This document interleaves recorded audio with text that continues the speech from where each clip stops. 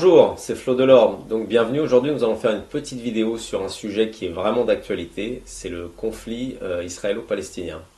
Donc avant de commencer, je vous rappelle, si vous voulez aider un média indépendant, n'oubliez pas mon livre Bouillon d'inculture sur The Book Edition, si vous voulez aider un média indépendant.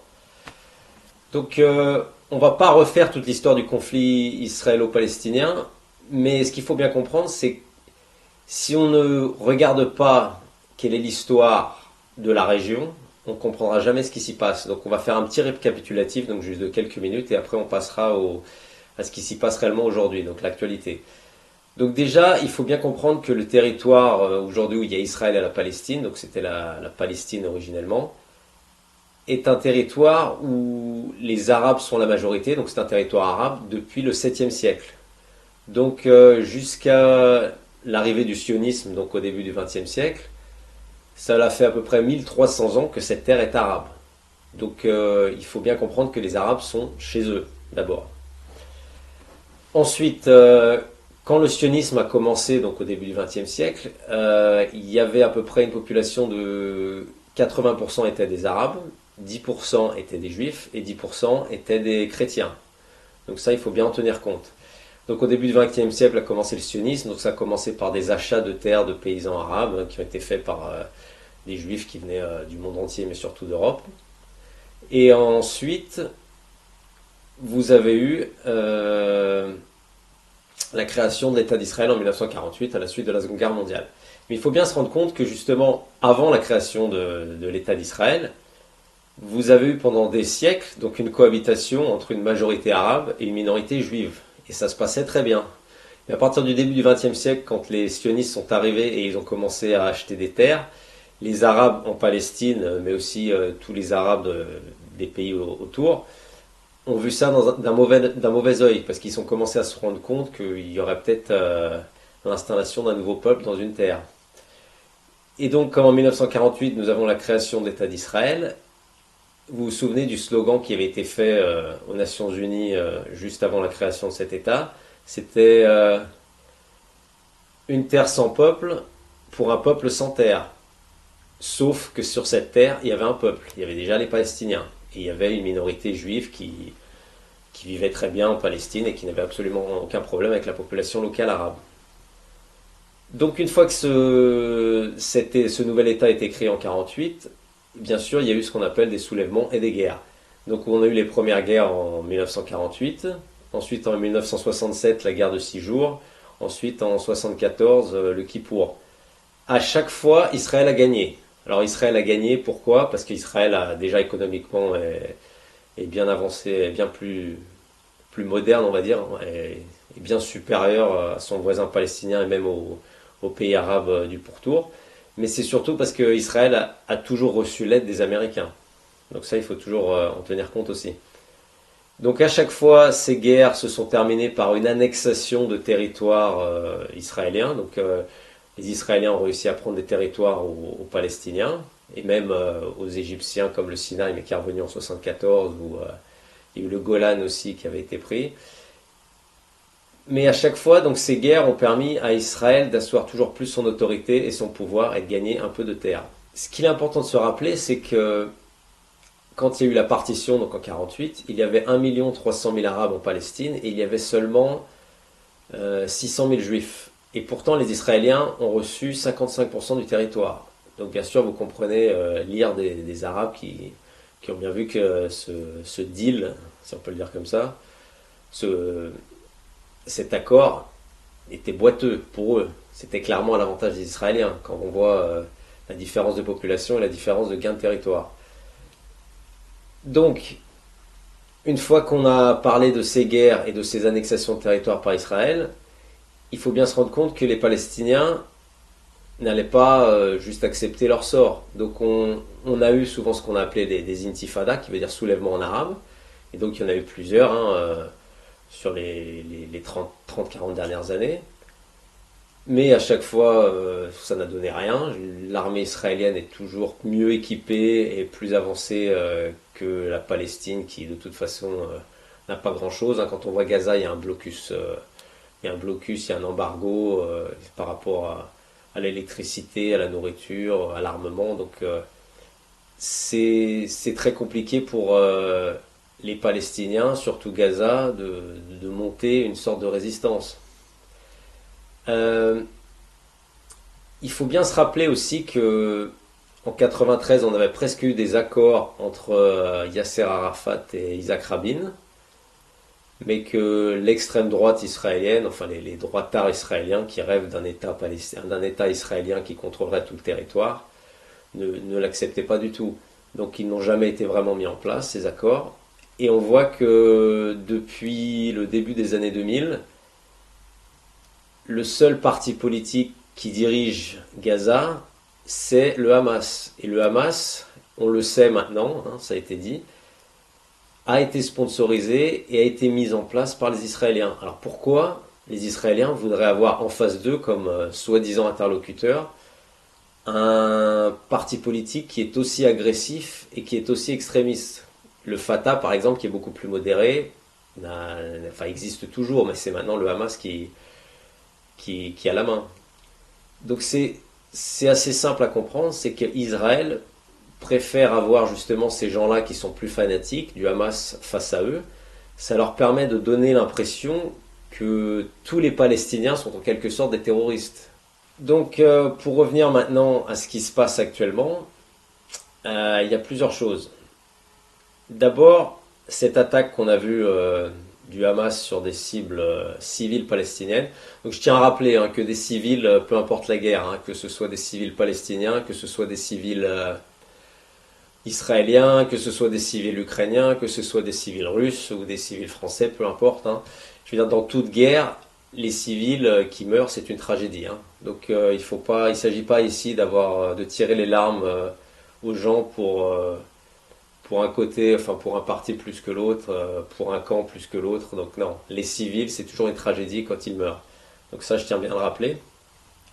Mais par rapport à l'attaque donc, qui s'est passée et sur lesquelles on a eu le droit, toute la chialerie des médias pendant quelques jours, il faut bien comprendre une chose.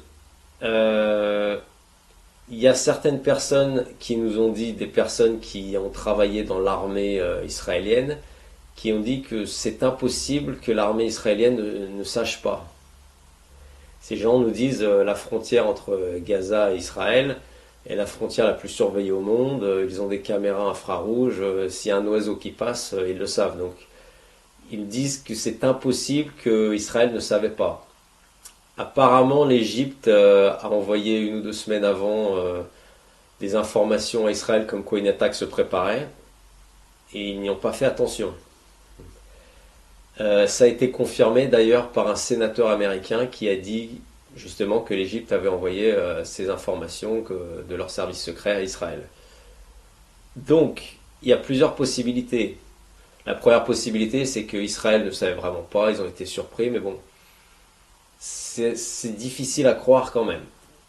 Ce qui est plus probable, c'est que l'extrême droite qui est au pouvoir en Israël cherche désespérément à annexer encore plus de territoire et envoyer les Gazaouis, enfin les Arabes en général, dans d'autres pays où enfin, qu'il y a un déplacement de population. Donc ils ont laissé faire cette attaque dans le but d'avoir la communauté internationale de leur côté en leur montrant regardez ce que le Hamas a fait sur nos populations civiles. Et maintenant ils ont carte blanche justement pour pouvoir attaquer, bombarder, enfin faire ce qu'ils veulent à Gaza. Et ça, c'est une théorie qui, je pense, a une grande possibilité d'avoir eu lieu. Après, c'est difficile toujours de savoir à 100%. C'est d'ailleurs pour ça que Anthony Blinken, le secrétaire d'État, je crois, aux États-Unis, la première chose qu'il a dit, c'est le 11 septembre d'Israël. Donc, on voit tout de suite le rapprochement. Hein. Le 11 septembre, peu importe quelle version vous croyez sur ces attentats, ça a permis de suite aux Américains d'avoir justement cette carte blanche pour attaquer un certain nombre de pays, l'Afghanistan, après ils sont allés en Irak, enfin bon. Euh, Ce qu'il faut se rappeler aussi, c'est que on a essayé de de soupçonner l'Iran en disant que l'Iran était lié à ces attentats du Hamas, parce que l'Iran, on sait très bien, ça fait des années que c'est une cible des Américains, hein, des Américains et d'Israël. Hein, ils souhaitent renverser le gouvernement en place, enfin ils souhaitent attaquer le pays. Et il y a même eu aussi, soi-disant, des influences russes. Alors il y a eu des vidéos qui sont sorties en nous disant, regardez, il y a des gens du Hamas, quand ils ont attaqué Israël, ils parlaient en russe, donc apparemment il y aurait aussi des Russes derrière, alors que la Russie n'a absolument rien à voir. Déjà, la Russie est suffisamment occupée avec ce qui se passe en Ukraine, mais bon, c'est toujours bon de pouvoir taper sur les Iraniens ou sur les Russes. Et après, on va nous mettre la Corée du Nord aussi, qui doit être liée au Hamas, enfin bon, vous aurez compris. Je voulais revenir aussi sur quelque chose par rapport à ce sujet, c'est qu'on nous dit que ce conflit, on l'importe en France. Donc par exemple, j'ai vu une vidéo là, j'avais vu de Pierre-Yves Rougeron où il disait alors le conflit israélo-palestinien, est-ce qu'on a le droit de s'en foutre? Alors d'un point de vue souverainiste, je comprends qu'on puisse dire qu'on s'en fout. Parce que ce n'est pas dans les intérêts de la France, voilà, et la France n'a pas d'intérêt en Israël ou en Palestine, qu'on soit bien d'accord. Ça ne change rien. Mais du point de vue souverainiste, on devrait laisser ça de côté justement pour éviter les divisions dans le camp. Ça, je le comprends parfaitement. Donc, de ce côté-là, je suis assez d'accord avec lui. On devrait laisser un peu cette question de côté pour justement éviter de diviser le camp nationaliste qui a besoin de rassemblement. Je veux dire, aujourd'hui, on voit bien ce qui se passe avec l'Union européenne, enfin les mondialistes, que vous voulez, peu importe comment vous voulez les appeler. Mais aujourd'hui, il faut un camp souverainiste soudé. Donc là, je suis assez d'accord là-dessus. Mais là où je ne suis pas d'accord, c'est que le conflit, il nous est importé, il nous est imposé en France. Parce que la France, c'est déjà un pays qui a la plus forte communauté musulmane d'Europe. Nous avons presque 5 millions de musulmans en France. La plus forte communauté juive d'Europe aussi, il y en a 500 ou 600 000, je crois. Donc, nous n'avons pas le choix. Nous avons beaucoup de citoyens français qui sont musulmans ou d'autres qui sont juifs. Donc, le conflit est importé en France, justement, par cette démographie. Et malheureusement, nous devons prendre position. Alors je sais que l'État français a la position de la solution à deux États, avec des frontières bien délimitées. Mais bon, il y en a qui proposent aussi la solution à un État multiconfessionnel. Mais bon, je pense que c'est difficile aujourd'hui quand on voit l'état des relations entre les Israéliens et les Arabes. Donc je pense que la solution à deux États avec des frontières c'est la plus probable. Mais le problème, c'est, on le sait maintenant, c'est que les gens qui sont au pouvoir en Israël, cette extrême droite israélienne, ne souhaitent absolument pas ça. Ils veulent conquérir tout le territoire israélien. Ça, on l'a bien compris. J'aimerais rappeler que c'est toujours difficile de parler de ce conflit sans être taxé de pro-arabe ou d'antisémite ou même de faire de l'apologie du terrorisme dès qu'on ose dire que Hamas c'est une sorte de résistance, même si voilà, le Fatah c'est une meilleure résistance que le Hamas, mais les Palestiniens sont quand même dans un pays occupé. Donc dès qu'on ose aller un peu du côté des Palestiniens, tout de suite on se fait taxer, oui, d'être un terroriste en gros. Donc ça, je trouve pas ça. Ça ne permet pas de faciliter le débat sur ce sujet. Alors j'aimerais juste rappeler une citation d'un monsieur qui est monsieur Ben Gourion, qui est un des pères fondateurs d'Israël, donc il est juif, et il a été Premier ministre israélien, 2 fois. Donc en le citant, on ne pourra pas me taxer d'antisémitisme. Et donc je rappellerai cette phrase. Dans l'argument que nous développons à l'étranger, nous minimisons l'opposition que nous portent les Arabes. Mais il conseilla vivement. Entre nous, nous ne devons pas ignorer la vérité. Et cette vérité était que d'un point de vue politique, nous sommes les agresseurs et eux se défendent. Le pays leur appartient parce qu'ils y vivent et nous voulons venir ici, nous y installer. De leur point de vue, nous voulons prendre leur pays alors que nous sommes encore à l'extérieur. Donc voilà. Donc c'est monsieur David Ben Gourion qui a dit ça. Et voilà, donc c'est à peu près tout sur ce conflit, c'est sur ce qui vient de se passer justement. Donc il y a des gens qui commencent à parler de la Troisième Guerre mondiale. On sait qu'il y a des porte-avions américains qui se trouvent juste à côté d'Israël.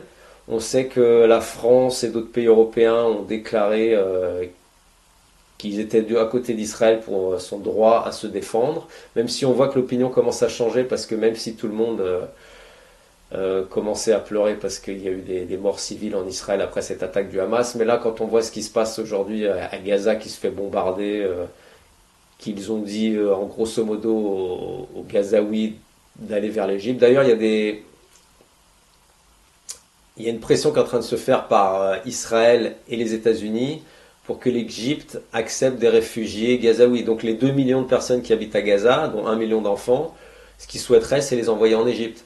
Donc on voit bien ce qui se passe, c'est que l'attaque du Hamas euh, n'était...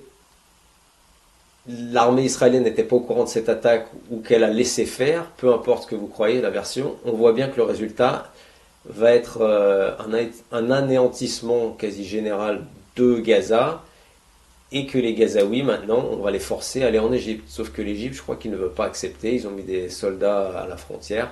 Mais bon, avec la pression américaine, on ne sait jamais. Donc on voit bien quand même la finalité maintenant.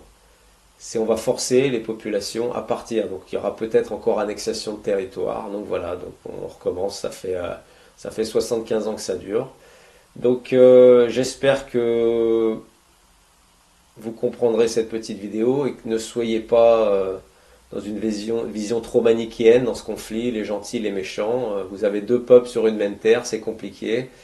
Et il y en a quand même un qui est supérieur à l'autre en termes économiques et militaires. Et donc il y en a un qui se fait écraser. Et ça, c'est la réalité. Donc voilà. Je vous souhaite une bonne journée, un bon week-end.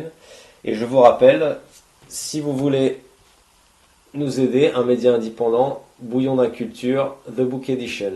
Voilà, c'est tout. Et je vous dis au revoir. Merci.